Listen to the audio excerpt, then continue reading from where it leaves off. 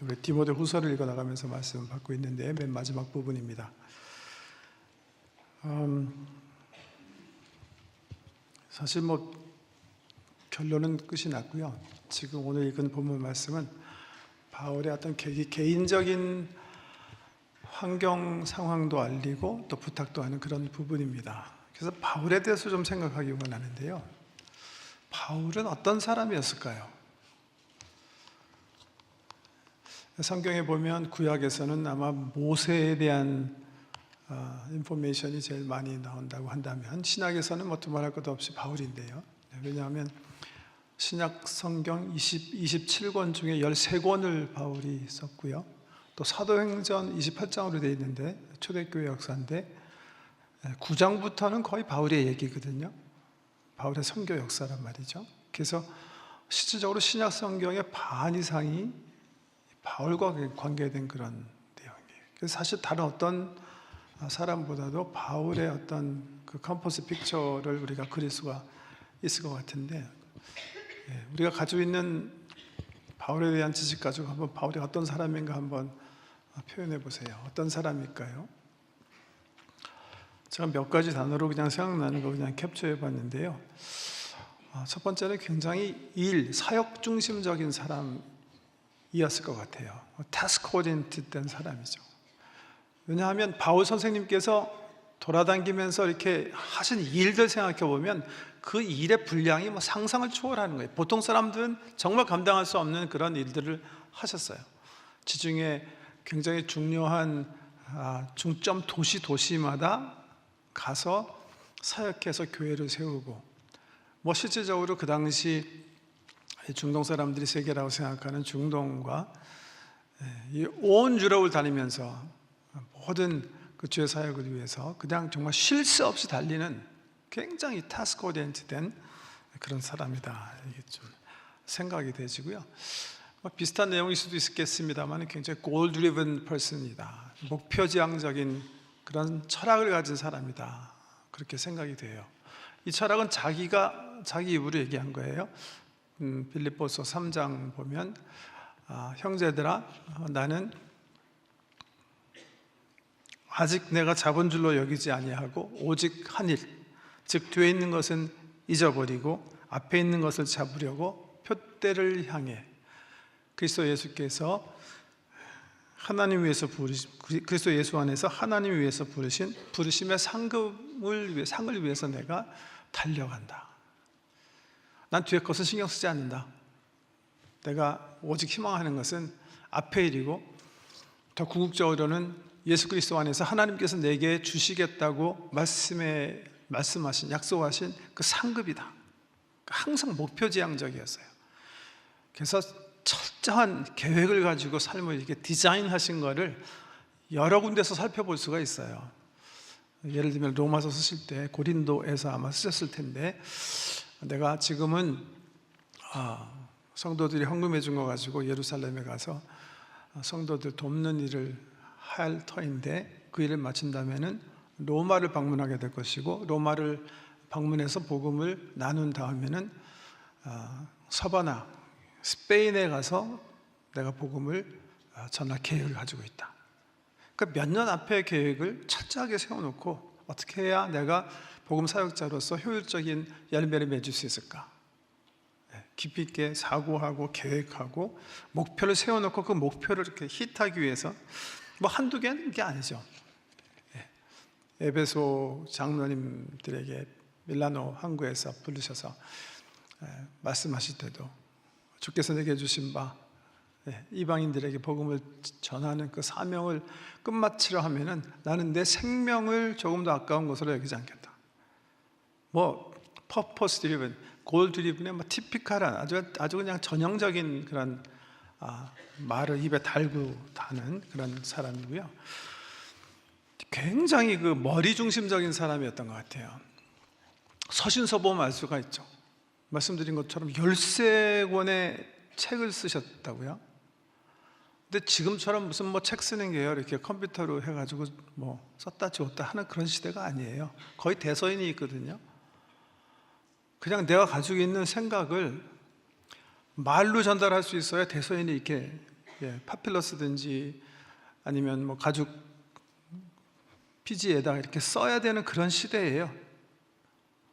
그러니까 축적된 지식, 뭐 날카로운 위성, 로마서 같은 데 보면 정말 이 바울 선생님은 정말 해박한 지식의 사람이다, 머리 사람이다 알 수가 있고, 또 약간 네거티브한 표현이기도 합니다만은 바울 선생님은 굉장히 좀 완벽주의자 같다 그런 생각을 하게 돼요. 어렸을 때부터 굉장히 뭐 철저하게 율법 교육 받아서 스스로 그렇게 고백하죠. 나는 율법에 내 삶을 비춰봤는데 잘못한 게 없다. 난 무흠한 사람이다. 흠이 없다. 정말 지독하게 철저하게 정말 완벽한 삶을 이렇게 살아가놨던 그런 사람이에요. 관계에서도 나타나죠. 1차 전도 여행 때 바나바와 동행하는 중 젊은이 마가를 이제 데리고 가는데 마가가 너무나 힘들어가지고 중도에 포기해요. 돌아와요. 1차 전도 여행 마치고 이제 안디옥에 돌아와서 바울과 바나바가 2차 전도 여행 계획하는데 마가가 와서 요청한 것 같아요. 내가 1차 때 정말 큰 실수했습니다. 실망시켜 드려서 죄송합니다. 저를 한 번만 더 기회 주시면 정말 실망시키지 않겠습니다. 저를 데리고 가주세요. 젊은이가 그러니까 데리고 갈 수 있잖아요. 바나바는 물론 자기 생질이기도 하지만 너그럽게 마가의 그 연약함을 수용하고 같이 데리고 가기 원했어요. 근데 바울은 칼같이 잘라버리죠. 직무유기한 너는 간도 깨끗하게 이렇게 털어버리는, 자기 어떤 그 완벽주의자 같은 그런 것들이 이제 관계 속에서 나타나요. 뭐 그때만 나타난 거 아니에요. 갈라디아서 보면 이제 베드로가 말이죠, 이방인들과 식사하고 있었어요. 그러는 중에 유태인들이 나타난 거예요. 혹 유태인들이 자기가 이방인들과 식사하는 것 때문에 시험 받을까 봐 이 수 제자가 걱정을 해서 그 자리에 떴어요. 어떻게 보면 상황 윤리상 이해할 수도 있어요. 왜? 바울도 그렇게 얘기했거든요. 나는 유대인에게 복음 전하기 위해서 유대인처럼 살았고 이방인에게 복음 전하기 위해서 이방인처럼 산다. 복음의 핵심을 전하기 위해서 지엽적인 것은 얼마든지 유동성 있게 살았다 이렇게 고백하는 그런 원칙을 얘기했거든요. 근데 베드로가 그런 모습을 보이는데 일단 이 교회 수장이거든요. 용서하지 않아요. 아주 공격적으로 꾸짖고 질타하죠. 너로 인해서 이방인이 실족되는 것이 아니냐. 거의 완벽주의자 같은 그런 사람. 이게 바울의 모습을 지금 이렇게 그린 것처럼 이렇게 그려놓으면 사실 이렇게 같이 가기 싫은 사람, 괜히 이렇게 같이 있다가 언제 찔찔릴지 모르는 아주 그냥 날카롭고 그냥 막 좀 사랑하지 않은 그런 사람처럼 느껴지거든요.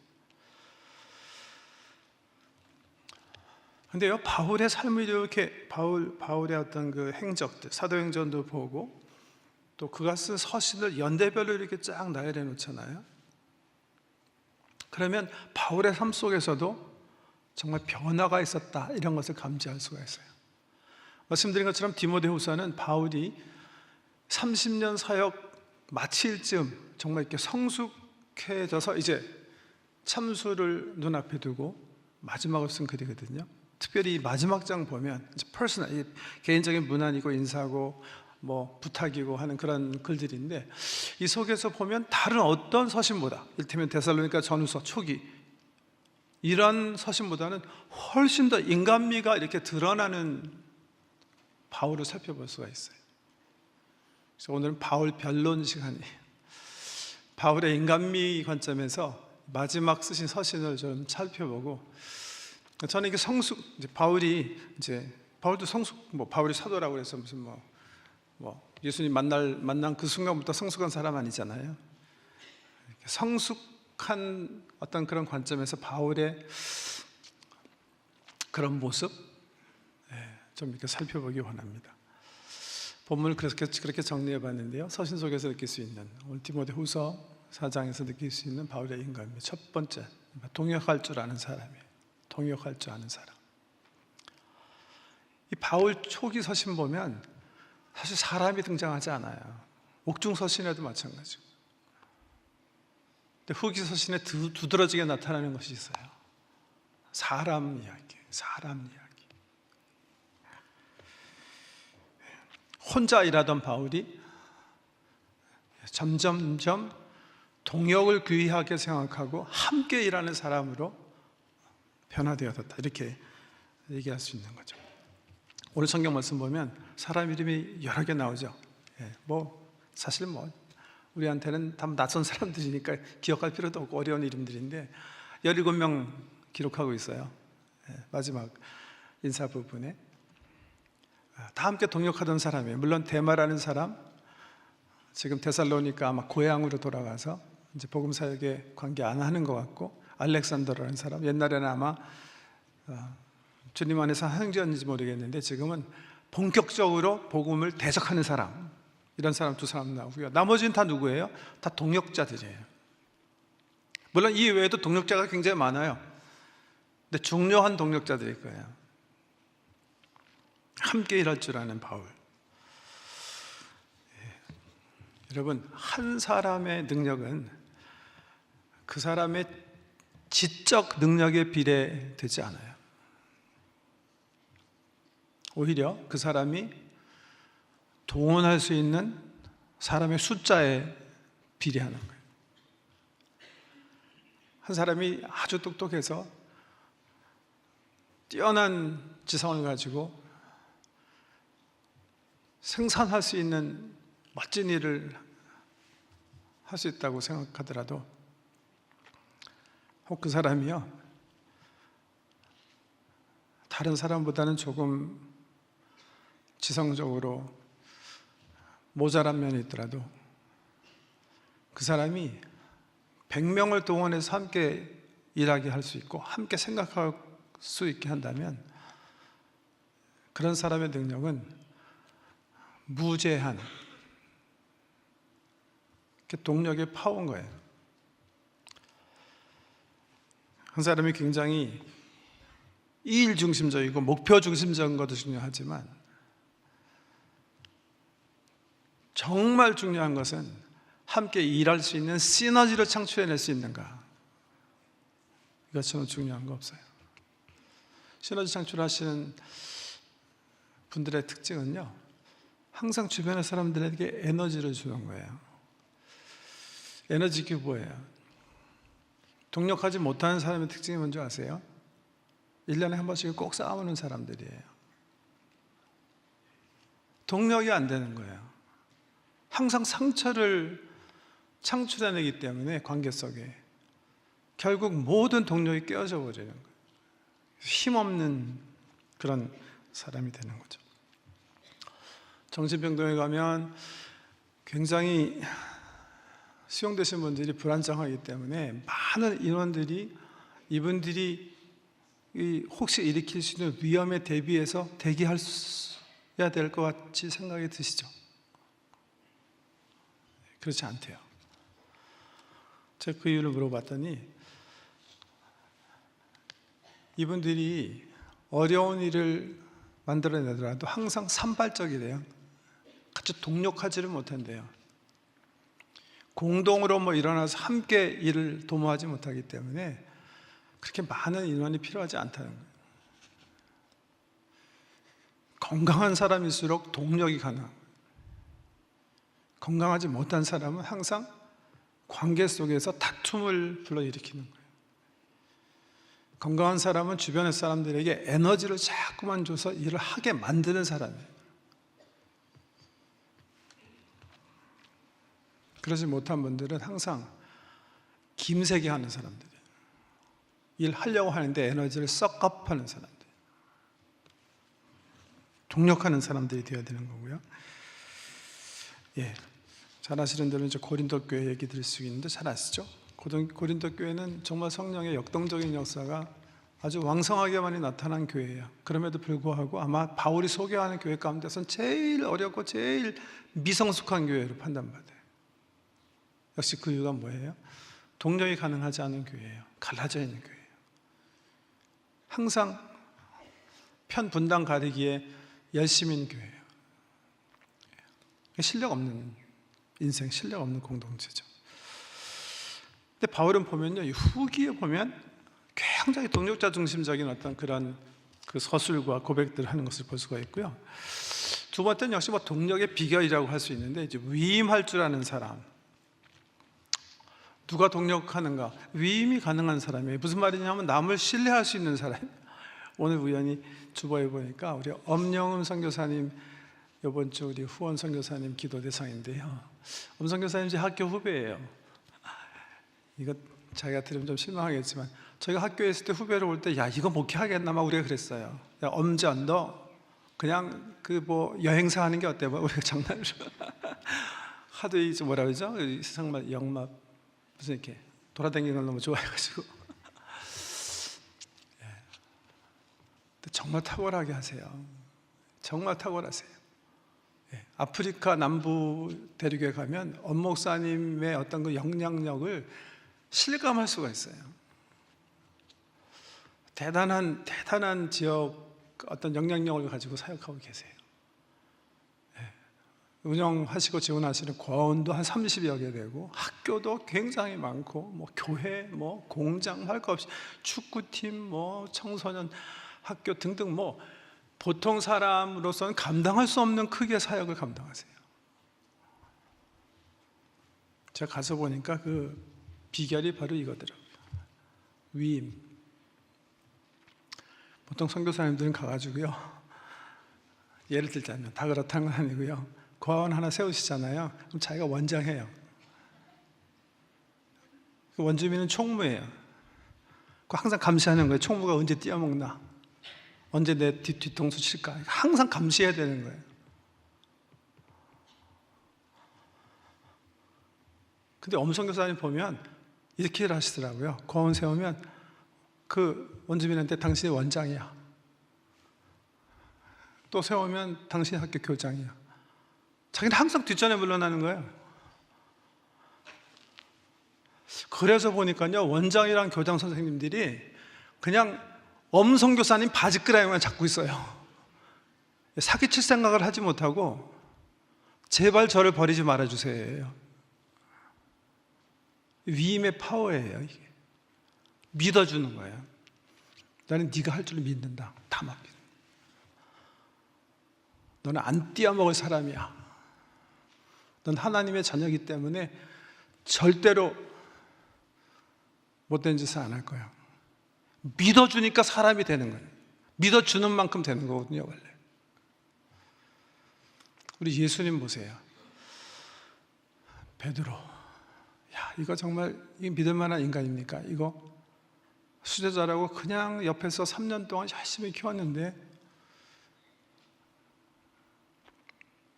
우리 예수님 십자가에 죽으시기 위해서 고초를 당하시는 그 밤 정말 멀리 서 있잖아요. 그거 그냥 다시 만나고 한번 욕해주고 싶으셨을지도 모르겠는데 다시 세우시는 거예요. 네가 개바다, 네가 반석이다. 반석은 무슨 개뿔 그러지 않으시고 네가 바로 개바다. 네가 반석이다. 내가 하던 목회는 네가 해라. 네가 이제는 수장이다. 바뀌는 거예요. 바뀌는 거예요. 그러니까 맡겼기 때문에 베드로가 베드로 되는 거예요. 이게 위임의 파워예요. 사람을 신뢰하면 그 사람은 그렇게 되는 거예요. 자, 가끔가다 이 부부들 이렇게 싸움에서 오시고 할 때 재정 관리 문제 가지고도 툭툭 다투시는 분들이 계신데 제발 좀 바뀌세요. 쪼잔하게 무슨 뭐 계산해서 죽을지 마시고 그냥 통장 주세요, 그냥. 예. 전 결혼 지금 30 몇 년 했나? 37년.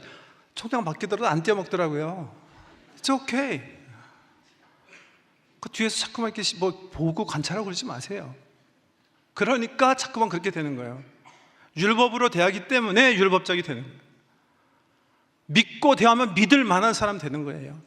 그게 위임의 법칙이에요. 위임의 법칙. 자꾸만 감시하고 의심하고 그러시면 안 돼요. 믿어주는 거예요. 우리 예수께서 믿으셨던 거죠. 위임하죠. 디모데야, I'm done, it's your turn. I know you will do better job. 그게 위임이에요. 따지고 뭐 검사하고 조사하고 비평하고 그 심 성장 못하는 거예요. 믿음의 기초 가운데 관계를 세우는 거예요. 제가 헤이티 가면서 참 많이 느낀 게요, 헤이티 사람이 헤이티는 그렇거든요. 미국이랑 제일 가까운 나라이기 때문에 엄청 모든 선교부가 다 들어가서 사역했어요. 정말 이렇게 그 쏟아부은 돈 하면 헤이티 이렇게 쓸어버리고 다시 세울 수 있을 만큼 쏟아부은 나라예요. 그런데도 불구하고 제일 어려운 나라예요. 제가 한 10여 년 다니면서 나름 한번 생각해 보세요. 왜 그랬을까? 그 사람들가 믿는 잘못된 종교 때문에 그래요.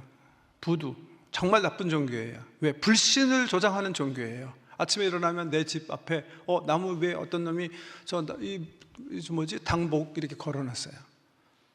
누가 나 저주한 거예요. 할 수 없으면 난 무당한테 가야 돼. 무당한테 가고 어떻게 했으면 좋겠습니까? 그러면 점 보는 거죠. 성격 보고 나서 네 삼촌 집에 네 저주를 옮겨야 된다. 그럼 닭 하나 가져와고 또 모가지 잘라가지고 통은 무당이 먹고 나는 이 닭 머리통 가지고 다시 삼촌 집에 밤에 몰라가서 또 거는 거예요. 그럼 삼촌 앞에 보지? 그럼 또 다시 무당 가야 되는 거예요. 무당한테 가서 L자로 시작하는 이씨구나. 이씨 중에 내가 아는 사람 또 걸고, 이렇게 해서 오랫동안 사는 민족이에요. 그러니까 그 사람들의 민족성 속에 뭐가 없냐? 관계 신뢰가 없어요. 민족에 대한 사랑 그건 벌써 너무 먼 얘기고요. 기본적인 신뢰가 없는 거예요. 서로 저주해야지가 잘 살기 때문에. 그런 데는 발전이 없어요. 동력이 가능하지 않은 거예요. 성공하면 다 도망가는 거예요. 위임할 줄 알고 신뢰할 줄 아는 거, 이거 정말 중요한 거예요. 여러분, 어떨 때 보면 똑똑하면 위임 못해요. 그래서 정말 어떨 때 제 주변에 어떤 분 보면 너무 똑똑하셔서 혼자 항상 하시는 분 계세요. 특히 봤거든요. 너무 잘나셔가지고 주변에 있는 사람보다 모든 일을 다 잘하세요. 그럴 때 더 조심하셔야 돼요. 그럴 때일수록 믿고 맡기실 줄 알아야 돼요. 아니면 혼자서 늘 하기 때문에 자기 한계밖에 살지 못하는 거예요. 위임 법칙 중요하고요. 세 번째, 오늘 이 성경에서 나타난 바울의 모습, 자기의 연약함과 필요를 고백할 수 있는 사람이기가 참 아름다워 보여요, 저는요. 오늘 본문에 두 번 디모데에게 간곡하게 부탁하는 게 있죠. 너는 내게로 속히 오라. 겨울 되기 전에. 왜? 겨울 되면 차편 끊어지거든요. 배 타고 와야 되는데 에베소에서 로마까지 배편 끊어지면 못 오잖아요. 그러니까 겨울 되기 전에 어서 오라 나에게. 올 때 트로아에 있는 겉옷을 갖다 달라.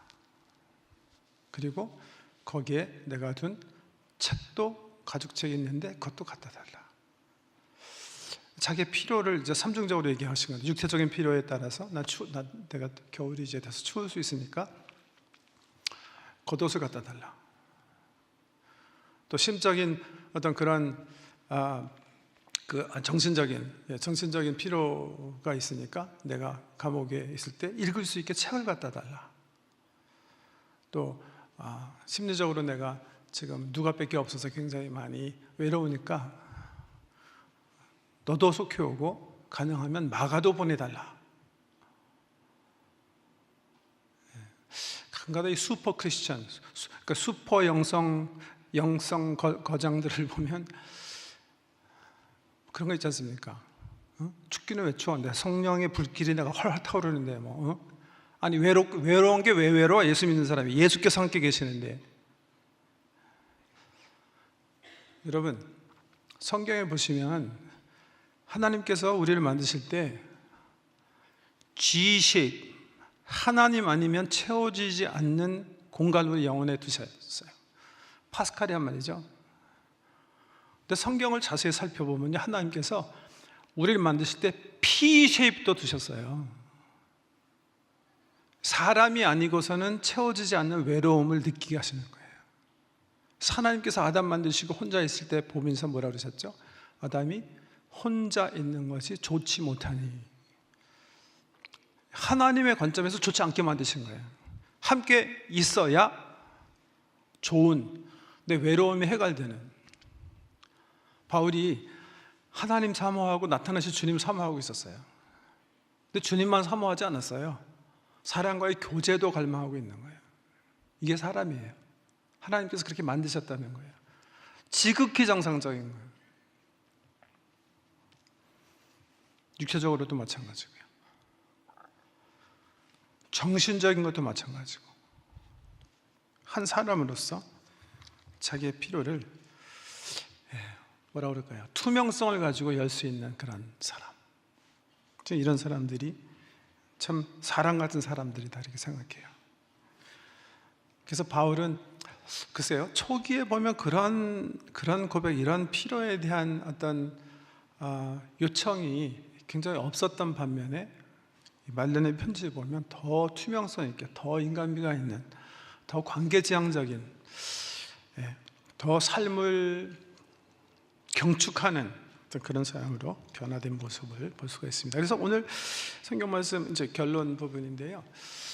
나 자신에 대해서 좀 이렇게 생각해 보기 위해서 제가 이렇게 결론 부분을 이렇게 적어봤어요. 성숙은 자기 약점의 인식과 보완이다 이렇게 잡아봤는데, 내가 내 스스로를 살필 때 내가 굉장히 관계 중심적인 사람일 수가 있어요.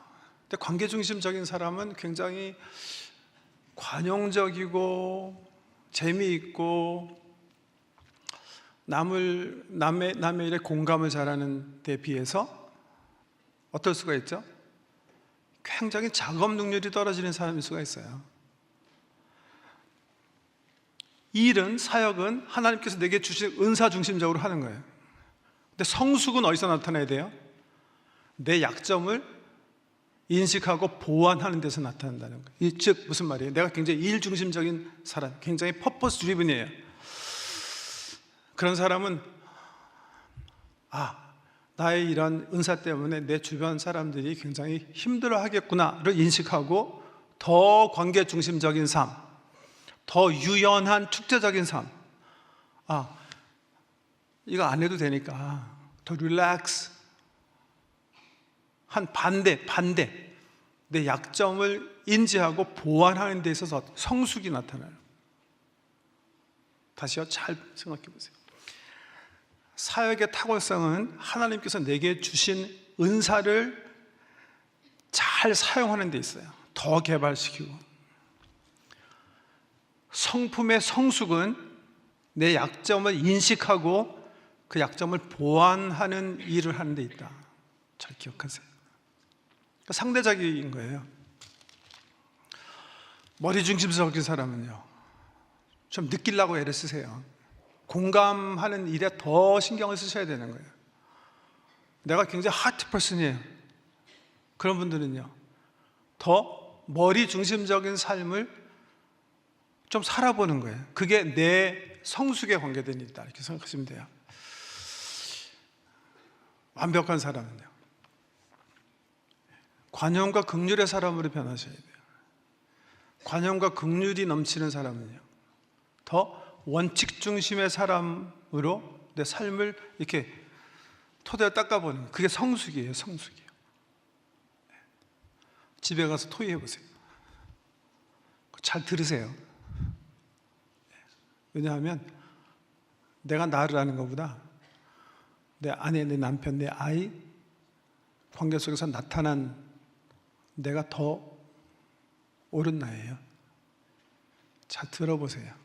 이런 관점에서. 디모데후서 이제 마쳤는데, 디모데후서의 가장 중요한 메시지는 지금 beheaded, 참수당하는 바울 선생님께서 차세대 주자인 디모데, 그리고 디모데와 함께한 공동체, 더 나아가서는 이 편지를 읽게 될 우리 모든 사람들에게 유언적으로 남기는 메시지예요. 4번 등장하는 단어 있다고 그랬죠? But as for you. 세상은 변할 거예요. 주님 오실 때까지 세상은 계속해서 자기 사랑하고 쾌락 사랑하고 하나님 복음 듣기 원치 않고 우상 섬기며 살 거예요.